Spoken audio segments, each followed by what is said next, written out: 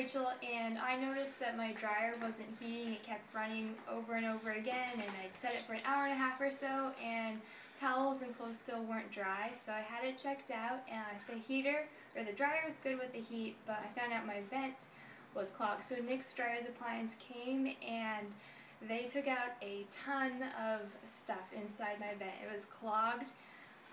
The pipe kind of twists around, and they filled up their little container with it, and it is now working good, and it's clean, and my dryer now works again. So thank you.